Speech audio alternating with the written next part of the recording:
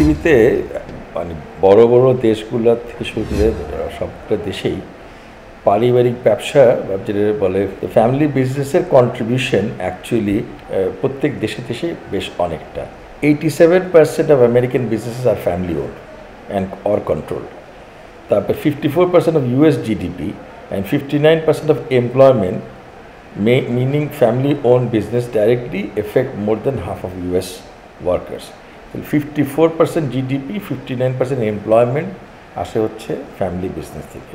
ইন্ডিয়াতে 79% business on by family, স্পেনে 70%, মেক্সিকোতে 70%, ইটালিতে 68, ইউকেতে 67, পর্তুগালে 67, কানাডাতে 60, ইউএসএতে 54, চায়নাতে 51, জার্মানিতে 49, এরকম ইউএইতে 40%। সো দেখবেন প্রত্যেক দেশেই ফ্যামিলি বিজনেস এটা একটা মানে significant portion of the economy family business দ্বারা কন্ট্রোল। বাংলাদেশের কোনো স্পেশাল কোনো ট্রেন্ড না, এটা সব দেশে মানে মার্কেট ইকোনমিতে এটা আমার মনে হয় আমি স্ট্যাটিস্টিক্যালি দেখা যাবে এভিডেন্স যথেষ্ট এভিডেন্সে ফ্যামিলি বিজনেস একটা প্রিডোমিনেন্ট রোল প্লে করে। কোনো মোর দেন 50-60% of the economy family own business দিয়ে হচ্ছে। প্রথম কথাটা হলো যে কোনো কিছু লঙ্গার টার্ম সাস্টেনেবিলিটি দিতে গেলে এটাকে ইনস্টিটিউশনালাইজ করতে হয়, এটা ফর্মালাইজ করতে হয় এবং এটা স্ট্রাকচার ড্রিভেন হতে হয়, প্রসেস ড্রিভেন হতে হয়, দেন ইন্ডিভিজুয়াল থেকে হলে হয় না। তো সেটার জন্য নিয়ম কানুন তারপরে রাইটস অথরিটিস এগুলো স্টাবলিশ করতে হয় এবং সেই জিনিসগুলো যখন করা হবে তখনই এই জিনিসগুলো লঙ্গার টার্মে আপনার সাস্টেনেবল হবে। তো এখন যখন আমাদের দেশের আমার মনে সকল দেশে আপনি হয়তো যে সমস্ত দেশগুলোর উদাহরণ দিলাম ওই সমস্ত দেশে ইন্ডাস্ট্রিয়ালাইজেশন অথবা প্রাইভেট সেক্টরের বিজনেস হয়তো সেঞ্চুরিজ ধরে হচ্ছে। অ্যান্ড আমাদের দেশে এটার আমরা নতুন ইকোনমি নতুন দেশ, আমাদের এখানে এগুলো সবই গড়ে উঠেছে বিগত স্বাধীনতার উত্তরকালে এই সময় বেশিরভাগ, হয়তো 2-4টা এক্সাম্পল ছাড়া। উদ্যোক্তারা বেশিরভাগ সময় ওনাদের ব্যয় করেছেন জীবনের বিরাট অংশ সময়ের মধ্যে, কিন্তু প্রত্যেকটা উদ্যোক্তার কিন্তু এক একটা উদ্যোগ, এক একটা জার্নি, এক একটা story May or may not have focused equally on making it sustainable are making যে স্ট্রাকচারটা দেওয়ার কথা সেটা হয়তো সময়ও পান নাই, চিন্তা করতেছেন, এই ধরনের একটা ব্যাপার হয়তো থাকতে পারে। এটা আস্তে আস্তে ওভার টাইম এই জিনিসটা ইনস্টিটিউশনালাইজ হবে, ওভার টাইম এই জিনিসগুলোকে স্ট্রাকচার্ড হবে। এখন এগুলি যাদের কথা বললাম এগুলি সবই হলো কর্পোরেশন মানে হচ্ছে either they are publicly traded অথবা they are privately held, but they are all corporation. সেখানে separation of ownership and management হয়েছে। ম্যানেজমেন্ট হচ্ছে ক্যাপেবল ম্যানেজমেন্ট, যারা আছে প্রফেশনালরা ম্যানেজ করছেন, ওনারা শেয়ার হোল্ডার বা বোর্ডে বসছেন, এরকমভাবে করছেন, ব্রড একটা পলিসি ফ্রেমওয়ার্ক তৈরি করছেন, সেই মাধ্যমে বিজনেসটা পরিচালিত হচ্ছে। বেশিরভাগ বিজনেস ট্রান্সফর্ম হয় শুরু করে একটা দিয়ে অন্যটা অনেক কিছু নানা ধরনের জিনিসের মধ্যে করে যায়। তো এগুলি সবই ওভার টাইম। আমাদের আপনি যদি প্রশ্ন করেছেন যে আমাদের কেন হচ্ছে হলো এখন পর্যন্ত হয়তো আমরা সবাই যাদের কথা বলছি বা যারা যে এক্সাম্পলগুলো হয়তো আপনার মনে আছে তারা হয়তো সেইভাবে ইনস্টিটিউশনালাইজ করতে পারেননি। তো হয়তো প্রচেষ্টা নিচ্ছেন, পুরোটা হয় নাই, অথবা ওনাদের ফোকাসটা বিল্ড করার ক্ষেত্রে বেশি ছিল। এটা করতে মানে অর্গানাইজেশনও তো একটা বিল্ড করতে হয়, অর্গানাইজেশনের মধ্যে কালচার বিল্ড করতে হয়। অর্গানাইজেশনের কালচারটা টপ থেকে আসে, টপের ধ্যান ধারণা, গবেষণা, চিন্তা, ফিলসফি, সেই জিনিসটাই কাস্কেডেড ডাউন হয় নিচের দিকে, যে এভাবে হয়। তো আমার কাছে মনে হয় যেমন এগুলা একটা সময়ের ব্যাপার, কিন্তু ইভেনচুয়ালি হবে। আমাদের দেশেও কিছু এক্সাম্পল হয়নি যে এমন না। আপনি 2-4টা হয়তো এক্সাম্পল বললেন একদিকে, অন্যদিকেও হয়তো 2-4টা এক্সাম্পল খুঁজতে পাওয়া যাবে যেখানটা প্রচেষ্টাটা হচ্ছে এবং হবে ওভার টাইম। আমি আশাবাদী, বাট এর সমাধানটা হলো কর্পোরেটাইজেশন এবং স্ট্রাকচার করা, পলিসিস, তারপরে সিস্টেমস এগুলি ইন প্লেস করা, তারপরে এই সমস্তভাবে জিনিসটা ইভেন্চুয়ালি গ্র্যাজুয়ালি হবে। আমাদের দেশের উদ্যোক্তারা একটা ধরতে গেলে অনেক ধরনের প্রতিকূল অবস্থার মধ্যে দিয়ে ওনাদের উদ্যোগটাকে এগিয়ে নিয়ে গেছেন। সেই ক্ষেত্রে আমাদের মানে যদি আমরা মিল ফ্যাক্টরি করার কথা বলি তাহলে পরে দেখা যাবে যে আমরা যখন 20, 30, 40, 50 বছর আগে 50 বছর আগে যখন একটা প্রতিষ্ঠান এখানে শুরু হয়েছে তখন আমাদের আজকে যেরকম বিশ্বের দরবারে আমাদের যে সম্মানটা আছে একটা দেশ হিসেবে সেটা তো সেই সময়টা ছিল না। আমাদের অবস্থাটা তো আমাদের একটা মেশিন কেনার জন্য দাঁড়িয়ে দাঁড়িয়ে ঘুরতে সেখানে আমরা ক্রেতা, কিন্তু আমরা বিক্রেতাকেও কিন্তু আমরা উৎসাহিত করতে পারি না তুমি আমার কাছে বিক্রি করো, একটা ইকুইপমেন্ট বিক্রি করো। তো সেই ক্ষেত্রে তারপরে ওদের কোনো এজেন্সি সাপোর্ট বা ওদের ওখানে কোনো টেকনিক্যাল সাপোর্ট এগুলো ছিল না। যদি আপনি টেকনোলজি আনা ফর এক্সাম্পল আরেকদিকে দেখেন আমাদের দেশে একটা মিল ফ্যাক্টরি করতে গেলে জায়গা কেনার ক্ষেত্রে 100 প্রতিবন্ধকতা, তারপরে বাউন্ডারি ওয়াল দিতে গেলে 100 প্রতিবন্ধকতা, তারপরে হলো ইউটিলিটিস লাইনগুলা, গ্যাস, ইলেকট্রিসিটি এগুলা, তারপরে লোকাল জিনিসপত্র অ্যাড্রেস করতে হয় নানাবিধ, তারপরে বিভিন্ন আরও দাপ্তরিক বিভিন্ন লাইসেন্স এটা সেটা নানা ধরনের জিনিসের মধ্যে। তো এইটা কিন্তু একটা সাংঘাতিক বেড়াজালের মধ্যে দিয়ে ওনাদেরকে এই সময়টা কাটাতে হচ্ছে এবং যার মধ্যে দিয়ে আবার হয়তোবা বিজনেসের গ্রোথ করতে হচ্ছে এবং বিজনেসটাকে এবং এরকমভাবে বিজনেসটাকে এক্সপ্যান্ড করতে হচ্ছে। তো বেশিরভাগ আমার কাছে মনে হয় যতই আপনি আমাদের দেশের যতগুলো সফল উদ্যোক্তাকে বলবেন যারা এখন বেঁচে আছে ওনাদের সবার সঙ্গে যদি আপনি যান, প্রথম জেনারেশনেও যা পাবেন না দ্বিতীয় জেনারেশন পাবেন, যে প্রত্যেকে কিন্তু এই ধরনের নানাবিধ আপ হিল স্ট্রাগলের কাহিনী অসংখ্য। তো ওইখানটায় তো আপনি একটা এনার্জি, ভীষণ এনার্জি বার্ন করতেছে, যেখানটা আপনি সুযোগ পাচ্ছেন না অন্যদিকে চিন্তা করার জন্য। অথচ যদি এখন আপনি আজকের জামানায় যদি আসেন, আজকের জামানায় আমরা বিশ্বের একটা পর্যায়ে এসে পৌঁছেছি, আমাদেরকে নানা দেশের মানুষজন আমাদের উন্নয়ন, আমাদের প্রশংসায় আমরা যথেষ্ট আমরা প্রশংসা অর্জন করছি। এখন যদি আমরা আমাদের কম্পিটিং নেশনসগুলোর কথা চিন্তা করি, যারা আমাদের সঙ্গে ইনভেস্টমেন্ট নেওয়ার জন্য কম্পিট করছে, যারা আমাদের জন্য বাজার বৃদ্ধির জন্য কম্পিট করছে, ওদের ওখানে যদি দেখেন ওদের এখানে কিন্তু এই স্ট্রাগলগুলো নাই।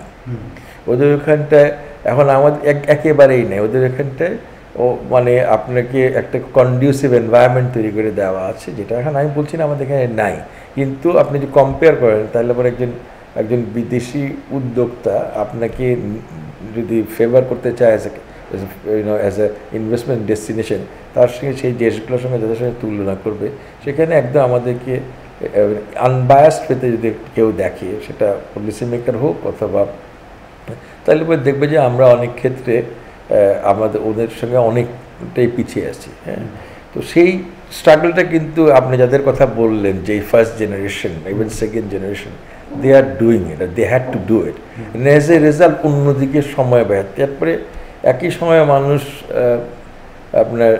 আপনি যদি একটা পুরুষ মানুষের মানে পুরুষ মহিলা যেই হোক যিনি উদ্যোক্তা ছিলেন, ওনার জীবন দেখেন, উনি যেই সময় একদিকে যুদ্ধ করেছেন, ওনার অর্গানাইজেশন বিল্ড করা হয়েছে, সেই একই সময় পরিবার গড়ার সেই একই সময় নানাবিধ কাজে কিন্তু এক এক সময় এঙ্গেজ ছিলেন।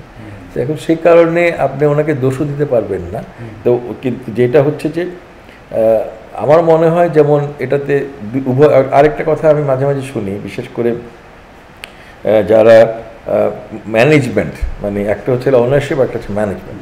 ম্যানেজমেন্ট তারা বলে যে বাংলাদেশের প্রাইভেট সেক্টরের ওনারশিপে আপনার মানে they don't find it lucrative enough for them to come and join in that. কারণ তারা যদি হয়তো তাদের অভিজ্ঞতা বিদেশি কর্পোরেটদের কথায় অথবা তাদের অভিজ্ঞতা আর একটা স্ট্রাকচার অর্গানাইজেশনে কাজ করা, হ্যাঁ ওটা ঠিক আছে, কিন্তু একটা মানে সাজানো বাগানে এসে মালি হওয়া যায়, প্রতিদিন একটু পানি দিলাম আর গাছ কাটলাম আর ফুল তুললাম, এটা হয়। সিজনাল কাজগুলো করলাম, মেনটেন্যান্স মোডে থাকলো, আবার নতুন করে হয়তো একটু এক্সপেনশন করলাম। আরেকটা হলো একটা ব্যারেন ল্যান্ডকে একটা বাগানে বানালাম। তো দুটার মধ্যে পার্থক্য আছে, প্রথমটার এফার্ট একরকম, দ্বিতীয়টার এফার্টটা আরেক রকম। তো আমার কাছে মনে হয় যেমন এখানটায় এই যিনি এটা বলেছেন ওনার যে ত্যাগ, ওনার যে পরিশ্রম, ওনার যে এঙ্গেজমেন্ট, ওনার যে ইমোশনাল অ্যাটাচমেন্ট, এগুলি আসলে অন্যরা আসলে রিয়েলাইজও করতে পারে না। এবং সেই জিনিসটা রিয়েলাইজ করতে আমি মনে করি দুই পক্ষেরই এদিকে ব্লেম করে যে এনারা দেয় না, আর আমি বলবো যে ওনারা কখন দিনই দিতে পারবে যখন উনি একজনকে কম্পিটেন্ট মনে করবে সেরকম। তো এখানে একটা ওই ধরনের আমার মনে হয় শৃঙ্খলাইজেশনও হয়তো টাইম টু টাইম হওয়া দরকার ছিল বা হয়নি, কোথাও কোথাও হচ্ছে। তো একটা ওভারঅল একটা প্রফেশনালিজম দরকার হচ্ছে এখন যে জায়গায় আসছে, যে ওভারঅল একটা প্রফেশনালিজম হলে আমার মনে হয় যেমন এই জিনিসগুলো আপনি যে কমপ্লেনগুলো এখন করছেন সেই কমপ্লেনগুলো থাকবে না এবং আস্তে আস্তে জিনিসটা মোর স্ট্রাকচার্ড ইসের দিকে যাবে আর কি। আমাদের দেশের উদ্যোক্তারা যেই ধরনের সম্মান এবং যেই ধরনের একটা সামাজিক রেকগনিশন পাওয়ার কথা সেটা মনে হয় পূর্ণভাবে পায় না, এবং হয়তো 2-4-5টি স্ট্রিমে কোনো একটা ঘটনার জন্য বা কোনো একটা ইসের জন্য একটা সামগ্রিকভাবে সবার উপর একটা দোষারোপ হয়, এবং সেই কারণে ওইটার জন্য নীতিগুলোকে এমনভাবে তৈরি করা হয় যে নীতিগুলো আবার হয়তো ব্যবসা বান্ধব হয় না। যত এটা মার্কেটের নাম তো ছিল ফ্রি মার্কেট, তখন আপনি তো ব্যাপকভাবে রেগুলেট করছেন, কন্ট্রোল করছেন, হ্যাঁ, এরকম করে আমি একদম ফ্রি করার পক্ষপাতিও না, রেগুলেটেড থাকা উচিত, হ্যাঁ, কিন্তু সেই ক্ষেত্রে ওই যে আবার কন্ট্রাডিক্টরি রেগুলেশনস আছে, এবং এটা শুধুমাত্র বাইরের থেকে আপনি একদিনে আমার সঙ্গে 1 ঘন্টা কথা বলে এটা আপনি পাবেন না। আমি যারা ব্যবসার সঙ্গে জড়িত আছে, যারা ব্যবসা করছে, তারা দেখবে কত ধরনের কন্ট্রাডিকশন আছে, ইন্টার ডিপার্টমেন্টাল, ইন্টার পলিসি, কত ধরনের কন্ট্রাডিকশন আছে। এগুলি কোনোটাই কন্ডিউসিভ না বিজনেসের জন্য, এগুলি কোনোটাই কন্ডিউসিভ না, এবং এই জিনিসগুলো আসলে, এবং সেই কারণে যদি এগুলো এখন মানে আমার দেখা গত 20-25-30 বছরের মধ্যে, আগে তো ব্যবসায়ীদেরকে মনে হয় কোনো কমিটিতে কোথাও মানে ব্যবসায়ী অথবা উদ্যোক্তার কোনো কমিটিতে কোনো ইসেতে নেওয়াই হতো না। এখন বিভিন্ন জায়গাতে এনাদের মতামতগুলো নেওয়া হয়, এগুলোর মাধ্যমে এসব ওটা হয়, কিছু কিছু পরিবর্তন হচ্ছে। তারপর আমি মনে করি যে আরও অনেক পরিবর্তন দরকার। এগেইন আমি বললাম যে কম্পিটিং নেশনসগুলোর সঙ্গে যদি তুলনা করেন, যাদের দেশে ফরেন ইনভেস্টমেন্ট যাচ্ছে, যাদের দেশে economy private sector led growth হচ্ছে, তারা আসলে মানে আমাদের তুলনায় বেশি হচ্ছে বা এরকম আমাদের তুলনায় ফাস্টার হচ্ছে, তাদের দেশে কী করবে না। কয়েকদিন আগে পত্রিকায় দেখলাম, কোনো একটা আর্টিকেল দেখলাম যে মানে 50-এর দশকে ঢাকা বিমানবন্দর আর দুবাই বিমানবন্দর দুইটার পাশাপাশি ছিল, এখন আমাদেরটার সংখ্যা বোধহয় 100 কত নম্বরে, আর ওটা হলো টপ 2 বা 3-র মধ্যে, এরকম 1 অথবা 2 কোনোটার মধ্যে এটা পড়ে। তখন ওই যে একটা মরুভূমিকে এরকম একটা জায়গা তৈরি করলো, তার পিছনে তো ডেফিনেটলি কতগুলা জিনিস ছিল। তো সেইখানটাতে সারা মানুষ পৃথিবীর থেকে মানুষ সেখানটায় গেল এবং ইনভেস্ট করলো, এবং তো আমার কাছে মনে হয় যেমন এইটা আমাদের শিক্ষা নেওয়ার আছে অন্যান্য জিনিসগুলোর থেকে, কে কী করছে না। আমাদের যাদের বিশেষ করে আমি একদম একাডেমিক জায়গা থেকে বলছি যে আসলে আমাদের নীতিগুলোকে ইভ্যালুয়েট করে দেখার দরকার আছে যে আমরা আসলে অন্যদের তুলনায় কোন জায়গায় আছি, এবং সেটা একদমই আনবায়াসড ওয়েতে, আনইমোশনাল ওয়েতে দেখা উচিত। দেন অন্যের পার্সপেক্টিভ থেকে দেখলে কেমন লাগে, এবং চেয়ারের এদিক থেকে দেখতে একরকম, চেয়ারের ওদিক থেকে দেখতে একরকম, ঠিক আছে। আমার মনে হয় প্রতিটা ক্ষেত্রেই সেই জিনিসটা হওয়া উচিত।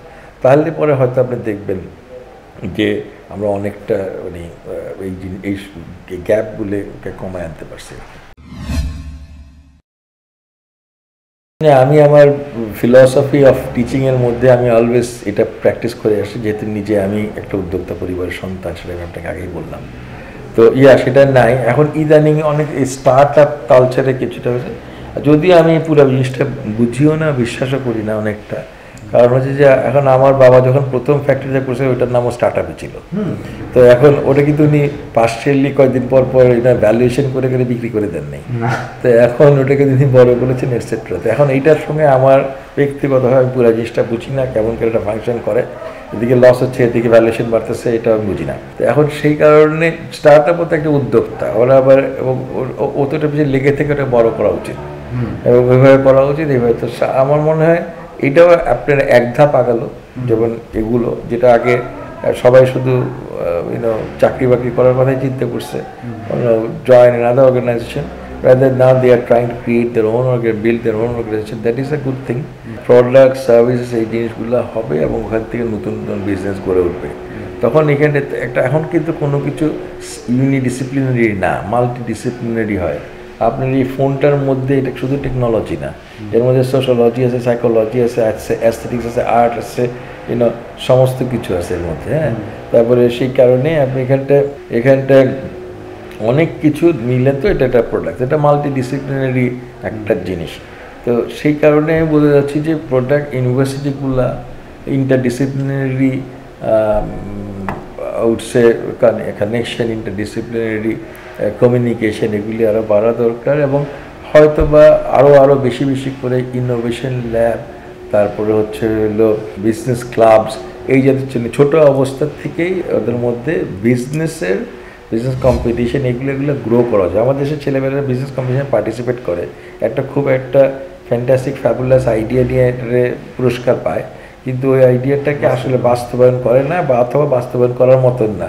দেয়ার সার্টেন এলিমেন্টস এগুলো থাকলে পরে একটা পুরস্কার পাওয়া যায়, হয়তো সেরকমভাবে করে, আমি জানি না। কিন্তু আমার কাছে মনে হয় যেমন ওইটাকে যদি সত্যি সত্যি একটা ব্যবসায়িক, হ্যাঁ এটাকে আমি একটা ব্যবসায় রূপান্তর করব এবং বিজনেস কেস বেশি থেকে এটা বড় করব, ওই ধরনের উদ্যোগ এখন পর্যন্ত আমরা খুব একটা দেখছি বলে মনে হয় না।